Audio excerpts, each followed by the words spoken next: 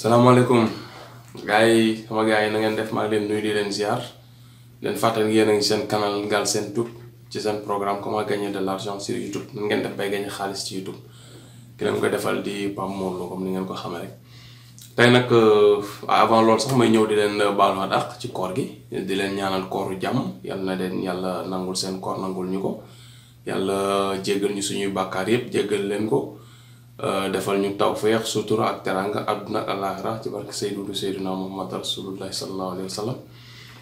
di leen fàttali nag tey vidéo bi ñu bëgg a def dafa nekk ci loo xamante ni ñu bëri dañuy interpellé am na ñu si woo am ñu si envoyé message ci monétisation YouTube bi parce que ñu bëri am nañ canal YouTube abonné nañ ci chaîne bi mais seen problème ba léegi monétisation bi moom lañ desee comprendre moo tax ñu bëgg a def benn vidéo spéciale boo xam ni uniquement pour monétisation bi kese lañ ci expliquer ba mu leer ci bopp ñëpp. parce que YouTube boo xoolee ñu bëri nit ñi xam nañ léegi ni YouTube dañ ciy gagné xaalis Facebook sax dañ ciy gagné xaalis ñu bëri sax loolu moom ñu ko xam bëreegul mais Facebook dañ ci mën nañ ci gagné xaalis tamit ak ay vidéo parce que loolu mais lu bees la nag moo tax ñu bëri xamaguñ ko. après xam naa ci kanam dinañ ci ñëw def ci ay vidéo pour expliquer leen ko mais pour l'instant ñi ci YouTube bi lañ nekk.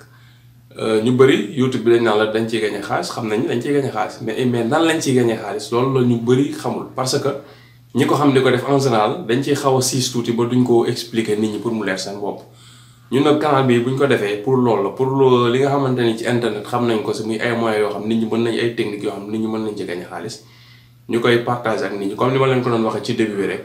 parce que xaalis bi nekk ci YouTube bi waaw kenn moom ko Google moo ko moom. ay publicité yu muy jaay la ñu koy fay xaalis publicité yooyu nag vidéo yi nekk ci YouTube Google dugalu ko si nit ñi comme sama vidéo bi may defar lay demee ñooy defar série vidéo ak ni ñu ko mënti defar dugal ko ci YouTube. c'est normal que YouTube buy jaay ay publicité ci vidéo yooyu parce que moom plateforme bi mu séddoo ko ak ñiy dugal affaire bi noonu la demee.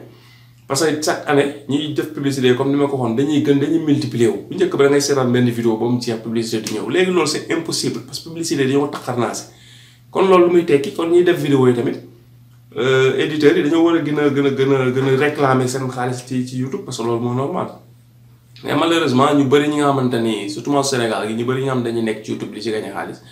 secret yi ne wala lan lañ def ba ngeen dañ naan rek YouTube ñu ngi ci gagné xaalis jeex na point final lan lañ ci gagné xaalis nit ñi duñ ko mën xam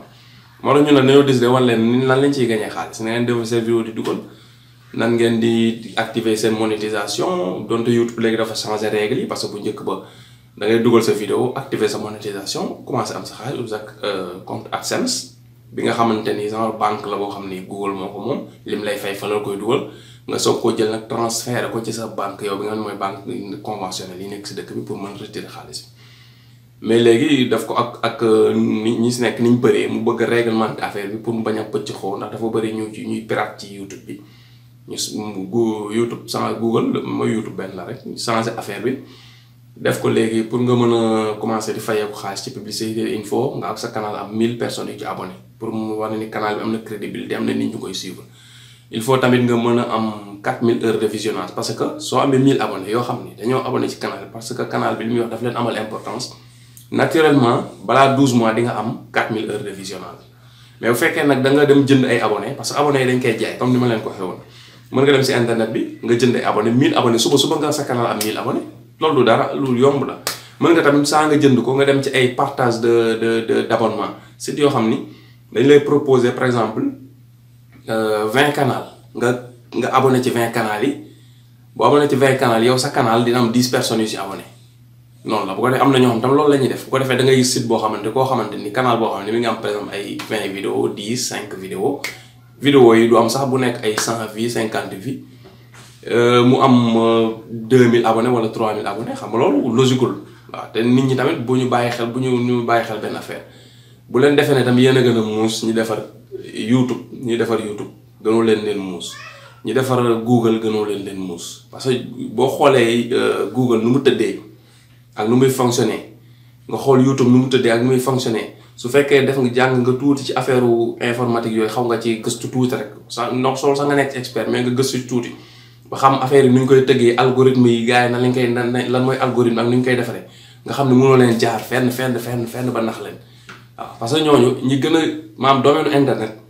ñi ci gën a xarañ ci monde bi ñoom la ñuy jël fay leen ay salaires yu baax daf leen ci conditions yu baax ñu leen di liggéeyal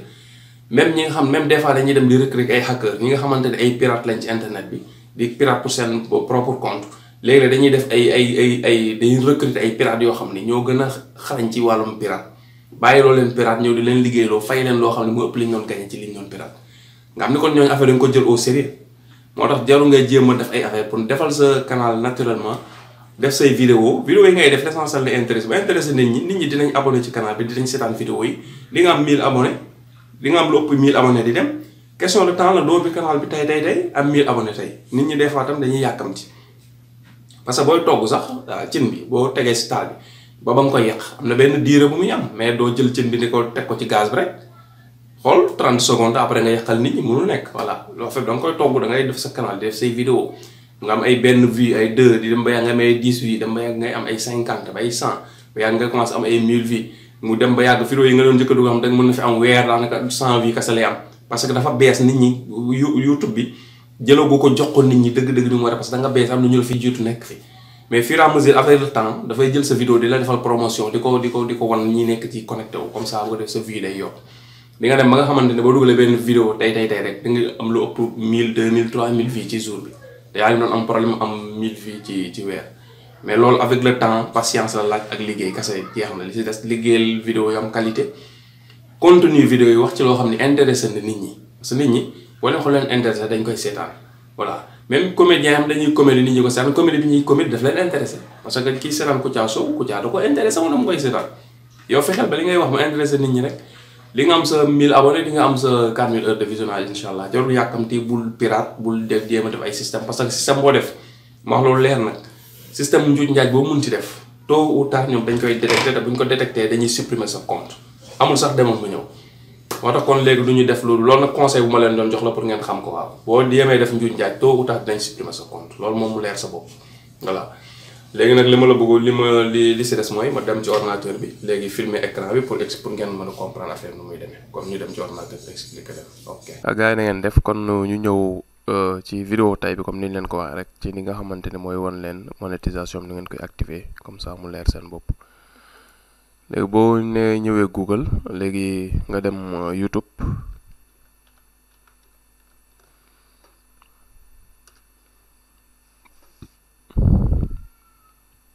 waaw léegi boo nekkee YouTube xam ne yaa ngi ci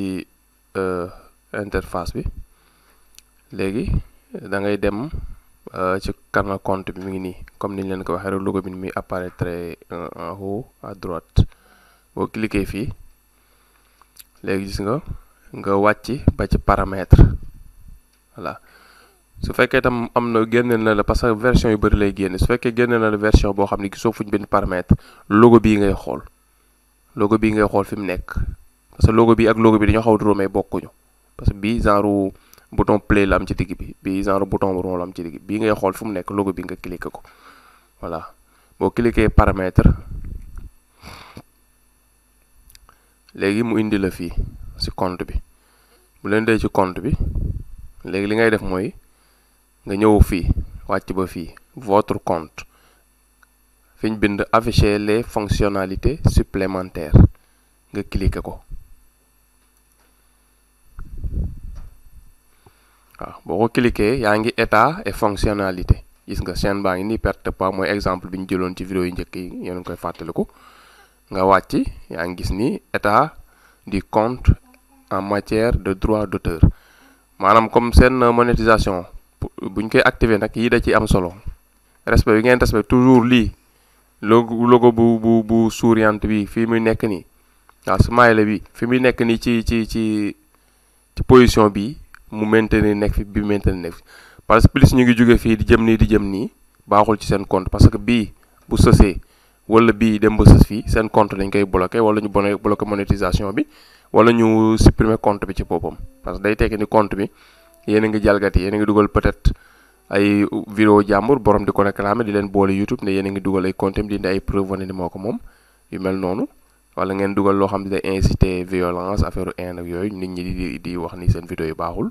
Google di leen may ay points yu bon di leen ko may ba mu egsi fii gis nga boo xoolee seulement élèves yi gis nga boo xool dafa mer gis nga yeex na noonu lay demee fii pour loolu la pour wan leen rek seen état compte fii ak mu ngi sës nii ñaar yi c'est bien waaw mais loolu du bitu vidéo tey mooy monétisation bi léegi bi nga xam ne yaa ngi fii ci état fonctionnalité da ngay wàcc yaa ngi gis ni mise en ligne vidéo yi nga activé na vidéo plus longue activé na yu vert activé wu na mais boo ñëwee monétisation moo ngi nii voilà monétisation devenez partenaire par le biais de la monétisation en diffusant des annonces nekkal partenaire jaarale ko ci monétisation say vidéo yi pour mën a def ay annonces ci sa vidéo nga nekk partenaire YouTube loolu la di wax fii monétisation fii lañ koy activer voilà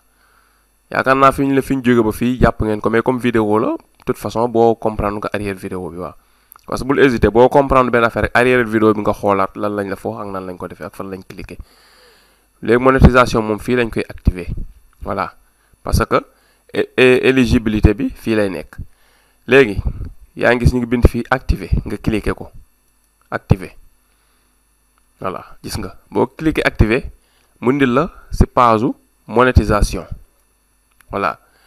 mu defal la état du compte monétisation non activée loolu leer na maanaam sa compte fi mu ne nii ci wàllu monétisation activé go monétisation bi fenn bu fekkoon dama fi def téeméeri vidéo am 100 000 abonnés vidéo yi di am ay 1 million de vues par weer mu nekk loolu maanaam pendant 2 ans 3 ans te activé wu ma zéro la waaw zéro la doo ko mën récupérer parce que yaa activé wul monétisation ñu bëri ñu ngi ci YouTube bi te loolu xamuñu ko ñu ngi def ay vidéo peut-être seen canal dox na mais dañuy def ne rek bu doxee bu yàggee dañu leen fay comprendre uñu loolu ba léegi seen monétisation activé wuñ ko te fii ak activé woo ko sa bopp moom day jàpp ni YouTube yaa def sa canal mais fayee ko publicité intéressé wul la moom ñoom noonu lañ koy considérer voilà nga ñëw vous pouvez faire une demande d'activation de la monétisation à tout moment maanaam heure bu la soobee rek mën ngaa demander ni da ngaa bëgg activer publicité yi ci sa vidéo yi pour mën a fayeeku voilà pour que celle-ci soit examinée vos chaînes doivent comptabiliser au moins 4000 heures de visionnage au cours des 12 derniers mois et 1000 abonnés mu ne pour nag nga mën a activer sa monétisation mën a fayee ko xaalis il faut sa chaîne bi nekk chaîne boo xamante ni am na 4000 heures de visionnage maanaam am na 4,000 waxtu yoo xam ni sa vidéo yëpp liñ ko seetaan boo ko temps bi ko nit ñi toog di ko seetaan soo ko dajalee dina mat 4,000 heures waaw te 4,000 heures yooyu day nekk ci at kese lay nekk du passé 12 mois bu fekkee am nga 3,000 ak juróom-benn téeméer ci at mi nga dem bay matal 4,000 bi nga koy matal dugg nga 13e mois duñ ko nangu il faut dafay nekk loo xam du passé si 12 mois nga koy am waaw parce que loolu mën nga ko comprendre su fekkee da nga am 1000 abonnés yoo xam ni dañoo abonné ci sa chaîne parce que sa chaîne bi contenu bi daf leen intéressé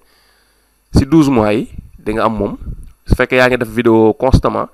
di nga am 4000 heures de visionnage mais bu fekkee da nga jënd ay abonnés loolu du mën nekk parce que abonnés yi nga jënd si canal bi intéressé wu leen voilà ay abonnés yu ñu la fa defaral la nii rek da ngaa fay am ñu la ko fa defaral mais du ay abonnés dëggantaan yu existé en réalité partage d'abonnés tamit gars yi boo ñu partagé tam dañuy abonné ci sa canal bàyyi su noonu mais say vidéo intéressé wu leen parce que ñi partage des fois yeneen dëkk la ñuy nekk léeg-léeg sax duñu làkk français duñu làkk yeneen dëkk la ñuy nekk waaw dëkk Europe de l'Est yeeg dëkk asiatique yi la ñuy nekk wala dëkk sud américaine léegi si dëkk yooyu la ñuy nekk léegi sa fekk yow ñoom dinañ partage ak yow ay kii mais sa canal intéressé wu leen duñu seetaan say vidéo mais di nga am rek ay abonnés yu bëri yu fa nekk noonu figurant mel di fekk na ay faux abonnés la moo tax loolu baaxul vaut mieux ngeen def nànk di def ay vidéo yu baax am abonnés yoo xam ni canal bi moo leen intéressé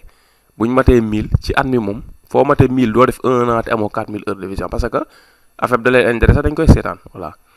waaw mais jënd abonné baaxul échange abonné baaxul loolu parce que da lay tardé rek voilà léegi 4000 heures de visionnage ngay am ci at mi ak tamit te de boobu day fekk 4000 heures yi fekk nga am 1000 abonnés voilà loolu leer na kon il faut nga am 1000 abonnés am ak 4000 heures de vision nga soog a mën a di fayee ko publicité yi daw ci sa ay vidéo waaw comme ni ma leen ko doon waxee loolu amul woon mais léegi YouTube dafa jël ay mesures pour sécuriser ñi nga xam ne dañ parce que dafa am ñoo xam léegi ay youtubeur lañ maanaam def ay vidéo def ko ci YouTube dañ koy jël def ko muy seen liggéey kase ñu ciy fayeeku war par weer ak di defar ay formation di ko jaay ca YouTube nga xam ne bu ñu yeewoo ci seen ordinateur ne léegi loolu kase la ñuy liggéey ba jant bi so bu weer dee ñu fayee ko loolu mooy seen liggéey nag. YouTube ñooñu daf leen bëgg a protéger mu tudde leen ay créateurs communauté créateurs yi la leen tudde léegi pour mu protéger leen nag il faut mu teg ay règlement yoo xam ne ay garde-fou yoo xam ne du kenn ku nekk doo ñëw rek ubbi tey dugal sa vidéo activé commencé am bu affaire bi déborder. moo tax léegi vidéo moo tax YouTube léegi teg ay garde-fou pour sécuriser ñi nga xam ne ay youtubeur professionnel lañ ñoom lay bëgg a protéger ak tam avenir u YouTube affaire bi loolu la c'est compréhensible quoi waaw voilà loolu lu xel mën a nangu la. lu ci topp ces conditions nous permettent d'évaluer correctement les nouvelles chaînes et contribuer à la protection de la communauté des créateurs mu ngoog li ma la doon expliquer léegi gis nga xam nga leer na. Ces conditions nous permettent d'évaluer correctement les nouvelles chaînes maanaam day tax chaîne bu bees bu ubbi am ay vidéo ñu mën ko évaluer ba xam chaîne bi exactement li muy def intéressé na nit ñi est-ce que nit ñi ñooy seetaan vidéo yi voilà. Et contribuer à la protection de la communauté des créateurs mu ngoog ñi nga xam ne ay créateurs lañ nekk ci YouTube bi di créer di innover YouTube da leen di protéger pour seen business bañ a yàqu tamit waaw loolu c'est logique. léegi nga ñëw fii demander l'activation de la monétisation voilà. Lire et accepter le règlement du programme partenaire YouTube waaw. Il s'agit mu ne léegi fii demander l'activation de la monétisation waaw léegi mu ne tax da ngay demander léegi activer ay publicité ci say vidéo léegi xam nga après waaw nga wax démarrer mais dama leen di expliquer li ñu fi bind. Lire et accepter le règlement du programme partenaire YouTube maanaam da ngay lire wane ni lire nga te nangu nga règlement yi la YouTube tegal pour nga bokk ci programme bi. Il s'agit de l'accord qui vous permet de générer des revenus grâce aux annonces mooy maanaam kii nu mu tuddati contrat bi dox sa digganteeg YouTube biy tax nga mën a fayeeku ci publicité yi YouTube def sa vidéo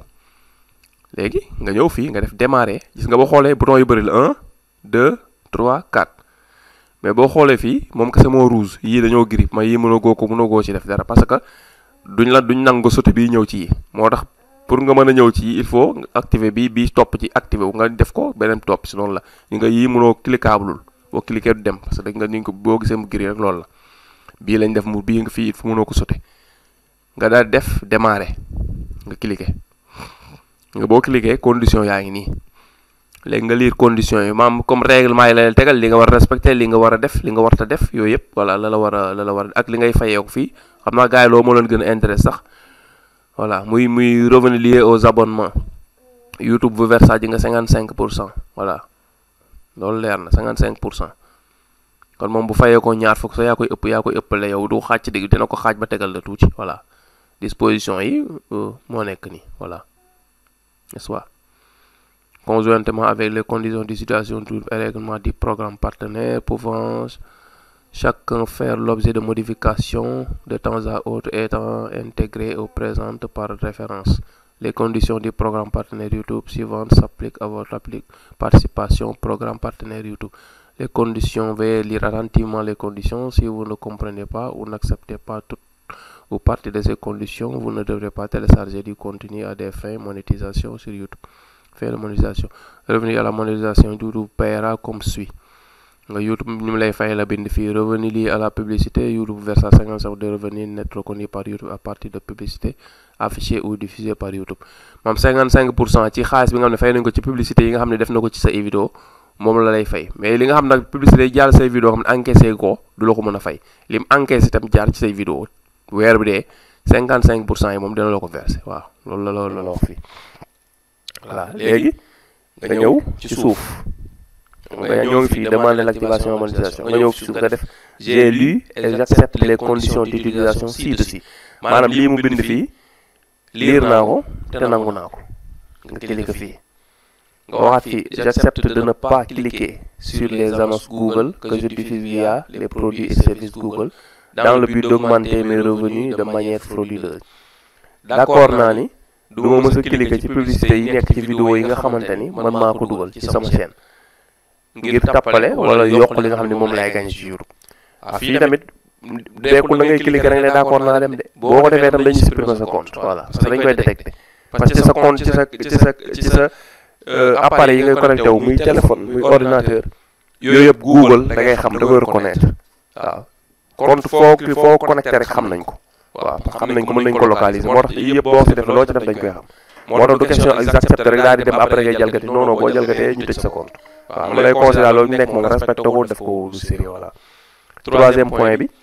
j'accepte de ne pas activer la monétisation des contenus pour lesquels je ne dispose pas de droits suffisants. mu ne nga def troisième point bi mooy daa maa ngi wax ni bépp vidéo boo xamante ni awma si ay droit dugal ci publicité du ma ci dugal publicité mi ngi mel ne par exemple nga dugg ci YouTube gis benn théâtre sëñ gañ wala bu saa neex nga télécharge ko def ko ci sa canal YouTube xam nga loolu moom moo xam droit d'auteur nga télécharge benn woy Youssou Ndour def ko ci sa canal yu mel noonu la lay wax ni da ngay wax fii ni loolu doo ko def di ci def ay publicité parce que yëfu jàmbur la moo ko nga de d'accord na gis nga bi ma defee troisième point d'accord nga premier point deuxième point troisième point gis nga j'accepte bi laa ñëw te gis nga soo d'accord di nga bi ma di boo dindee fii gis nga doo ko mën a cliquer gis nga xam nga bleu clair la def parce que daf lay obliger nga d'accord ci ay conditions ba pare soo d'accord ci condition mënoo bokk ci affaire bi di nga troisième bi ma defee d'accord naa rek nga dafa ñëw di nga boo dindee benn di nga mu demaat di nga soog activé bu ñëw di nga benn boo ci dindi rek gis nga doo mën a continuer il faut ñett yëpp ngay d'accord léegi nga cliquer fii j'accepte wane ni nangu nga lim la wax fii yëpp nga cliquer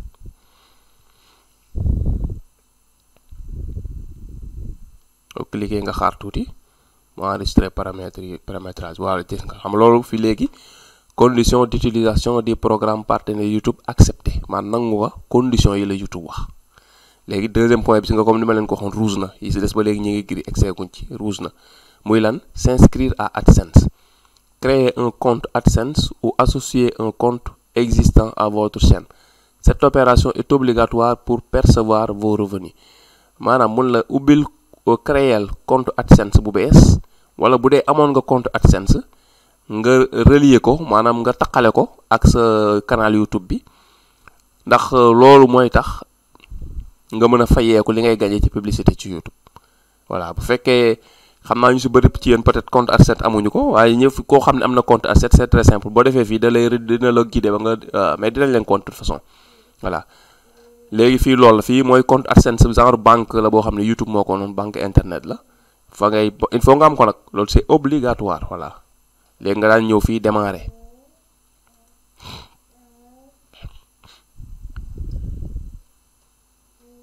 nga boo defee démarrer gis nga vous serez redirigé vers Google AdSense pour associer votre compte Google AdSense ou en créer un maanaam boo cliquer waatee ci suuf suivant dina la yóbbu ci sa compte AdSense bu dee am nga ko pare te kii woo ko woon dafa woon link bi dina la yóbbu foofu nga associer ko su fekkee amoo ko woon nag dina la proposer nga ubbi benn voilà une fois l'opération terminée vous serez redirigé vers YouTube maanaam loolu nag bu fekkee jeex na affaire automatiquement dina leen indiwaat fii ci YouTube gis nga xam nga ñu bëri nag fii bu ñu ñëwee fii dañuy am problème parce que dañuy gis affaire da leen wax loolu te gisuñu fi benn bouton bu ñu war a cliquer léegi la ñu bëri fii la ñuy cange fekk na fii amul bouton booy cliquer yi nga ngay wàcc tuuti bouton suivant bi ci suuf moom ngay cliquer waaw parce que fii ñoom espace bi ñu fa vide bouton suivant bi dañ ko waroon def fii mu rëy nga xam ni ku ñëw fii rek boo liiree ba pare automatiquement fi nga war a cliquer day feeñ mais gis nga dañ ko def ci suuf mi ngi nii gis ngeen fii lañ ko def mais bouton suivant bii ngay cliquer ñu bëri nag dañ ko dul gis mooy tax bu ñëwee fii ñuy bloquer gis nga boo ko cliquer yóbbu na la ci sa compte yi waaw léegi xam nga man am naa compte AdSense ci canal bi am naa compte AdSense ci canal bi am naa compte AdSense ci canal bi par exemple su ma cliquer woon bi automatiquement daf koy yóbbu ci AdSense bi relier ko su ma cliquer woon fii day yóbbu ci AdSense relier ko su ma cliquer fii day yóbbu ci AdSense bi relier ko voilà ñaar yi moom amul AdSense ay compte yu bees la voilà léegi damay def nii damay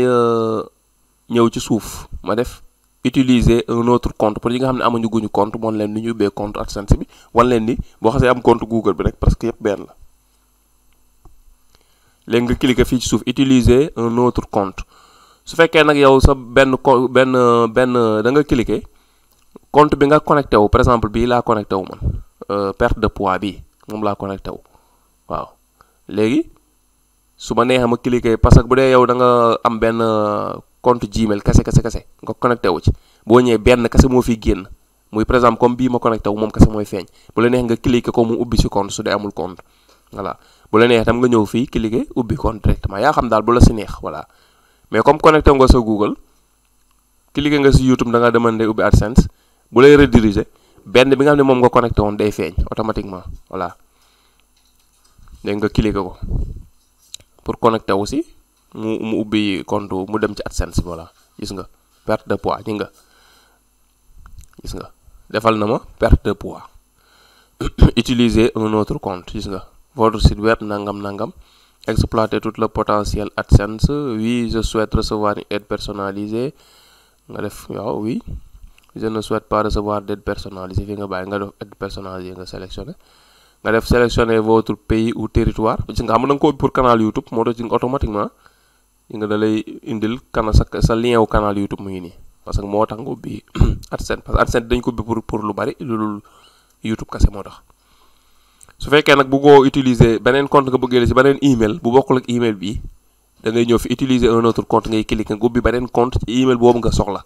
mais fekkee sa même email bi nga mën a bëgg ubbee rek moom bu automatiquement indi na la fii nii ngay si def rek nga cliquer fii comme ni ma la oui sélectionnez votre pays ou territoire maanaam fan ban dëkk nga cliquer ci flèche bi fii boo cliquer nga wër nag dëkk bi nga dëkk voilà Sénégal ñoo ngi ci Est yi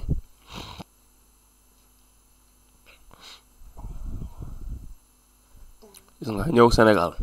voilà ñu nga sélectionné wu na boo sélectionné dëkk bi nga dem automatiquement daf lay indi condition yi pour nga accepter condition wu AdSense yi pour nga accepter ko gis nga condition toujours même boo liirul défilé ko ba mu sës voilà donc maanaam lire naa condition yi te condition yi d'accord naa vous déclarez être administrateur de ce compte et être autorisé à agir au nom du titulaire de ce compte et à ratifier ce contrat maanaam yow yaa moom compte bi wala ki moom compte bi autorisé na la nga mën a def li ngay def nii ci turam nga def waaw voilà bu defee waaw ci nga créer un compte automatiquement day taxaw nga def créer un compte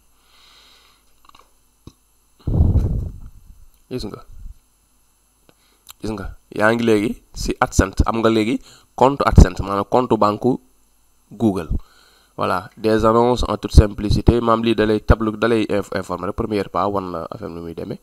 wala ji nga ci mobile publicité yi ku seetaan ci mobile dana génn ku seetaan tablette dana ku seetaan ci ordinateur dana génn yëpp ci yëpp ci support yëpp lay fonctionner lañ lay bëgg expliquer fii quoi voilà jeex na léegi gisoo nga mu ñëwal la fii léegi ci information relative à l'adresse de paiement veuillez indiquer votre adresse pour éviter tout problème de paiement maanaam da ngay dugal sa adresse ngir bañ am benn jafe-jafe ci bis boo gañee xaalis ba ñu war a fay nous avons besoin de ce renseignement afin de vous envoyer des informations importantes sur votre compte ma information lañ koy soxla ndax bu ñu sa amee lu ñu la bëgg envoyer ñu mën la ko envoyer waaw loolu leer na gis nga léegi type de compte nga particulier bu fekkee entreprise ngay ubbil compte canalu entreprise la ngay ñëw fi nga changé ko def entreprise mais par défaut particulier la ñuy def ñoom nga bàyyi ci particulier voilà léegi gis nga nom et adresse di nga site bi perte de poids mooy nom et adresse bi voilà bu la neex tam nga ñëw nga changé ko bu dee da nga def bëgg sa comme perte de poids bi mooy nekkoon turu canal bi bu dee da nga bëgg a def sa turu bopp yow nga dindi ko fii par exemple ma dindi fi ma def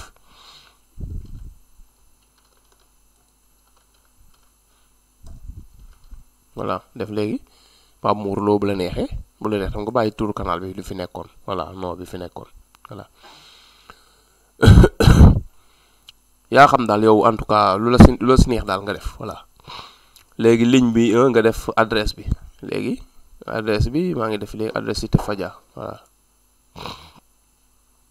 léegi adresse 2 tam bu dee da nga adresse bi nga def daa gudd ba wala nga am ñaari adresse yu bokkul bu dee def fi benn voilà bu la neexee da nga def adresse bu dee gul xaaju fi nga eggali ko fii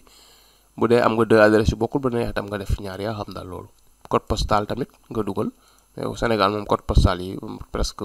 kenn intéressé wu ñu noonu bu dee Europe moom code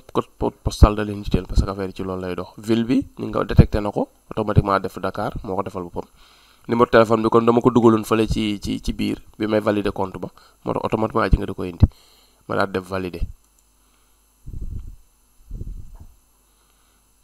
voilà redirection vers le site de votre hébergeur voilà mu ne léegi daf lay yóbbuwaat fa nga jógewoon comme ubbi nga compte AdSense ba pare fa nga jógewoon la lay yóbbu nous vous redirigeons vers le site de votre hébergeur à partir duquel vous pouvez poursuivre ni nga automatiquement yóbbu nañ fa eggalu ma li may lii sa ci nga mu redité fi ñu ñëwoon bi ñuy dem fa la ñu indiwaat automatique gis nga mi ngi nii xam nga deuxième point bi lañ doon activé noonu mooy AdSense bi demande d'inscription à AdSense envoyé maanaam envoyé nga AdSense wan leen da nga bëgg ubbi compte ba ubbi nga compte bi léegi ñoom ñooy xool ba xam dañ koy valider duñ ko valider voilà soo cliquer fii mu yóbbu la ci compte AdSense boo indee fii mu la ci paramètre fa la ñu war a toll définir des préférences de monétisation maanaam monétisation bi yoon nan nga ko bëggee loolu ngay régler fii voilà